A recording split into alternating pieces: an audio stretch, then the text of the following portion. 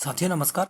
बहुत से साथियों के द्वारा मैसेज करके पूछा जा रहा था, कमेंट करके पूछा जा रहा था कि मध्य प्रदेश शासन स्कूल शिक्षा विभाग और मध्य प्रदेश शासन जनजातीय कार्य विभाग के अंतर्गत जो माध्यमिक शिक्षक पद के लिए विषय वाइज जो भर्तियां निकली हुई हैं, उसमें क्या हम फॉर्म डाल सकते हैं, उनकी एलिजिबिलिटी है या नहीं, उसके संबंध में कोई जानकारी हो तो दीजिए। इसमें जो खंडिका दी हुई है उसमें हमें कुछ समझ में नहीं आ पा रहा है।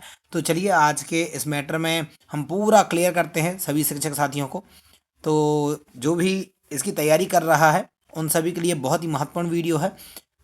हमने लास्ट वीडियो में आप लोगों को ऑनलाइन आवेदन फॉर्म भरने की तारीख, ऑनलाइन आवेदन फॉर्म भरने में संशोधन करना और इसकी परीक्षा दिनांक, बाकी सब चीज़ें बता दी हैं। हमने बहुत से विषयों का सिलेबस भी बता दिया है। तो चलिए आज की वीडियो में बताते हैं आप लोगों को कि जो भी शिक्षक साथियों के द्वारा कमेंट किया जा रहा था उसके संबंध में हम बताते हैं।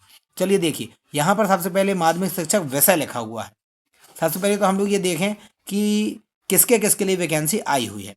तो यहाँ पे देखेंगे सबसे फर्स्ट में लिखा हुआ है मध्य प्रदेश शासन स्कूल शिक्षा विभाग के अंतर्गत माध्यमिक शिक्षक विषय अर्थात पूरे 6 विषय, खेल अर्थात पीटीआई एवं संगीत गायन वादन। यहाँ पर नृत्य के लिए कोई भी मध्य प्रदेश शासन के द्वारा माध्यमिक शिक्षकों के लिए, स्कूल शिक्षा विभाग के लिए और जनजातीय कार्य विभाग के लिए भी माध्यमिक शिक्षक के लिए नहीं है। जनजातीय कार्य विभाग के लिए एक चीज़ और मैं क्लियर बताऊं, स्कूल शिक्षा विभाग के लिए विषय खेल एवं संगीत गायन वादन है और प्राथमिक शिक्षक के लिए स्कूल शिक्षा विभाग के खेल संगीत गायन वादन एवं नृत्य के लिए है, तथा जनजातीय कार्य विभाग के लिए विषय है।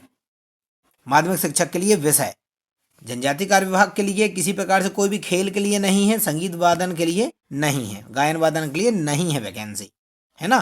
फिर दूसरा प्राथमिक शिक्षक के लिए, प्राथमिक शिक्षक के लिए दोनों के लिए सेम है, खेल संगीत गायन वादन एवं नृत्य।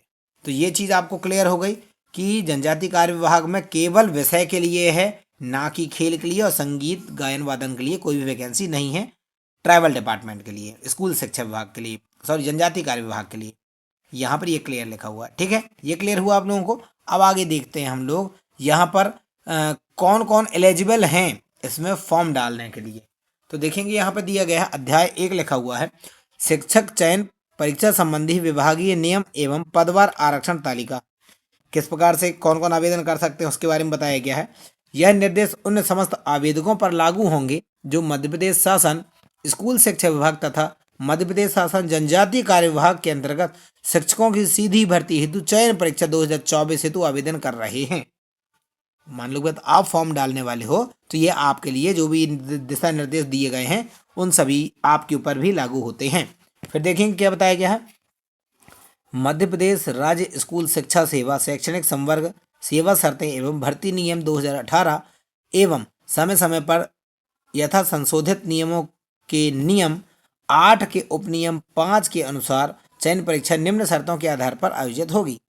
जो चयन परीक्षा है वो किस प्रकार से होगी, चलिए देखते हैं।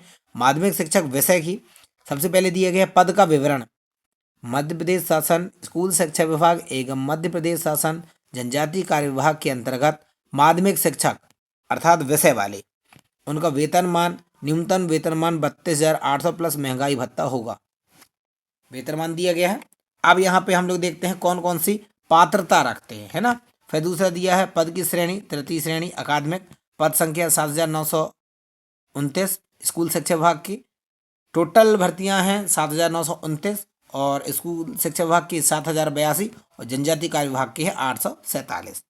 इन दोनों को मिलाकर यहाँ पे 7,929, मतलब एजुकेशन डिपार्टमेंट की भर्तियाँ ज़्यादा हैं और जनजातीय कार्य विभाग अर्थात ट्राइबल डिपार्टमेंट की भर्तियाँ कम हैं। ठीक, अब यहाँ पे देखेंगे तीसरा शैक्षणिक एवं व्यवहारिक अर्हता भर्ती नियम 2018 एवं समय समय पर जैसा संशोधित नियमों के नियम 8 के अनुसूची 3 के अनुसार निम्नांकित अर्हता धारित करना होगा। आज जो भी शिक्षा साथियों के द्वारा यदि वो मेरी वीडियो देख रहे हैं उनका कॉल आया, मैसेज भी आप देखेंगे लास्ट वीडियो में कमेंट आया हुआ था, उसके संबंध में मुझे ये वीडियो बनाना पड़ रहा क्योंकि बहुत सारे लोगों के द्वारा पूछा जा रहा था बहुत से हमारे स्टूडेंट भी रहे हैं, उनके द्वारा पूछा जा रहा था, बहुत सारे साथियों के द्वारा भी पूछा जा रहा था, उसके संबंध में हम ये वीडियो बना रहे हैं। तो ये बात हम अभी आ रहे हैं उन्हीं की बातों पे। यहाँ पे देखेंगे पात्रता संबंधी दिया है, कर्मचारी कर्मचारी चयन मंडल मध्य प्रदेश भोपाल के द्वारा आयोजित माध्यमिक शिक्षक पात्रता परीक्षा 2018 या यहाँ पे लिखा गया है क्लियरली माध्यमिक शिक्षक पात्रता परीक्षा 2018 या 2023 में निर्धारित प्रतिशत के साथ उत्तीर्ण एवं आहर पाए गए अभ्यर्थी ही आवेदन करने हेतु पात्र होंगे। उसके बाद फिर यहाँ पे लिखा गया है एवं, यहाँ पर एवं लिखा गया है। एवं को मतलब ये तो कंपलसरी है ही, माध्यमिक शिक्षक पात्रता परीक्षा 2018 या 23 में उत्तीर्ण परीक्षार्थी, है ना, 2018 में उत्तीर्ण और 2023 में उत्तीर्ण परीक्षार्थी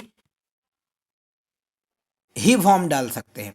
उसके साथ अब ये अनिवार्य योग्यताएं उनकी ये अलग है। ये यहाँ पर एवं का मतलब है ये कंपलसरी है, यहाँ पर एवं का मतलब है ये कंपलसरी है, ये कंपलसरी है ना।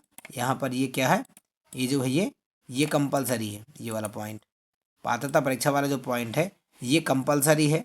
लास्ट तक जो आप लोग देख पा रहे हैं ये लास्ट तक कंपलसरी है, ये वाला यहाँ तक का ये वाला कंपलसरी है। उसके बाद फिर ये अलग अलग दिया गया है। तो चलिए देखेंगे। उसके बाद अगला पॉइंट है संबंधित विषय में स्नातक उपाधि एवं प्रारंभिक शिक्षा में 2 वर्षीय, प्राथमिक शिक्षा में 2 वर्षीय डिप्लोमा अथवा इसके समकक्ष हो। मतलब कि यहाँ पर स्नातक हो मतलब कि बीएससी हो या बीए हो वो, और डीएड हो। फिर यहाँ पे दिया गया है संबंधित विषय में न्यूनतम 50% अंकों के साथ स्नातक उपाधि तथा शिक्षा शास्त्र में 1 वर्षीय स्नातक हो अर्थात बीएड हो।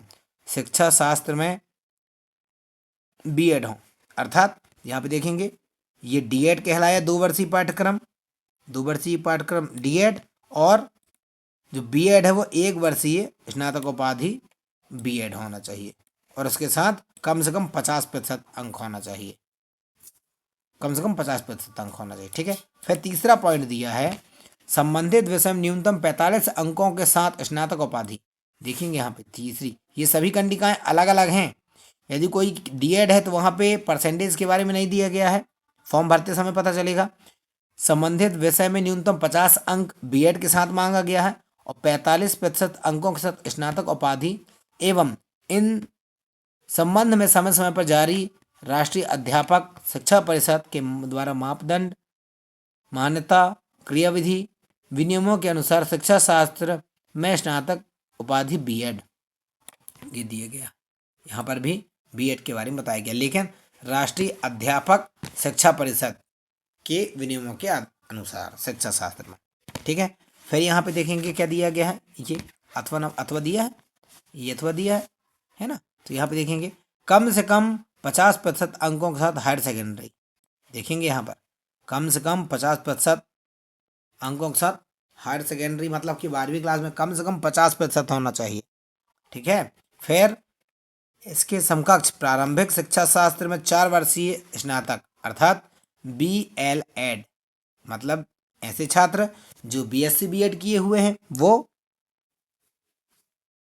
BLEd कहा 4 साल का। ठीक है। फिर आगे देखेंगे, फिर कम से कम 50% अंकों के साथ हायर सेकेंडरी, इसके समकक्ष 4 वर्षीय स्नातक उपाधि BA BEd ये लिखा हुआ है, BSc BEd ये लिखा हुआ है, या BA ED या BSc ED, इस प्रकार से लोग फॉर्म डाल सकते हैं। फिर अगला पॉइंट दिया गया है संबंधित विषय में कम से कम 50% अंकों के साथ स्नातक उपाधि एवं 1 वर्षीय बीएड विशेष शिक्षा स्पेशल एजुकेशन के साथ यदि कोई बीएड किया हुआ है तो वो फॉर्म डाल सकता है। तो उम्मीद करता हूं आप लोगों को ये चीज़ समझ में आई होंगी। अब यहाँ पे देखेंगे अनारक्षित वर्गों जैसे अनुसूचित जाति, अनुसूचित जनजाति, अन्य पिछड़ा वर्गों व दिव्यांग अभ्यर्थियों को शैक्षणिक अर्हता अंकों में 5% तक की छूट दी जाएगी। अर्थात अनारक्षित वर्गों जैसे ST SC और OBC वर्ग के और हैंडीकैप पर्सन हैं उनको 5% तक शैक्षणिक योग्यता के अर्हता में 5% तक की छूट दी जाएगी। संस्कृत पाठशाला की माध्यमिक शिक्षा अर्थात संस्कृत के संबंध में संस्कृत साहित्य, व्याकरण आदि विषय के साथ मान्यता प्राप्त संस्थान विश्वविद्यालय से द्वितीय श्रेणी में शास्त्री उपाधि न्यूनतम शैक्षणिक योग्यता होगी। इसके अतिरिक्त बीएड, डीएड, डीएलएड प्रशिक्षित होना अनिवार्य होगा। इसके साथ इसके अतिरिक्त मतलब यदि किसी का द्वितीय श्रेणी में संस्कृत विषय से बीए है तो वो डाल सकता है, और उसके साथ या तो उसका डीएड होना चाहिए या तो बीएड होना चाहिए। अगला पॉइंट बताया गया है,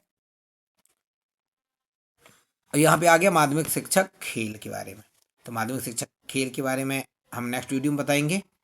तो उम्मीद करता हूँ आप लोगों को क्लियर हो गया होगा। जिनने भी मेरे पास कॉल लगाया है उनके द्वारा कहा भी जा रहा था कि आप इसके बारे में जानकारी ज़रूर दीजिए। तो उम्मीद करता हूँ आपका वीडियो आपको कुछ समझ में आया होगा। और यदि आपको कुछ भी क्लियर करना है तो एक बार आप फिर से कॉल लगा सकते हैं मेरे पास। मिलते हैं नेक्स्ट वीडियो में। ऐसे और भी वीडियो हम आपको देते रहेंगे समय समय में, क्योंकि टाइम की बड़ी दिक्कत रहती है। रात में अभी रात का समय हो रहा है, लगभग 9:30 करीब बज रहे हैं। इस समय मैं वीडियो आप लोगों के लिए बना रहा हूँ। तो मिलते हैं नेक्स्ट वीडियो में। वीडियो पसंद आए तो वीडियो को लाइक करेंगे और चैनल को सब्सक्राइब करेंगे ताकि मोटिवेशन मिलता रहे, आप लोगों का सहयोग मिलता रहे। चलिए मिलते हैं नेक्स्ट वीडियो में। Bye bye.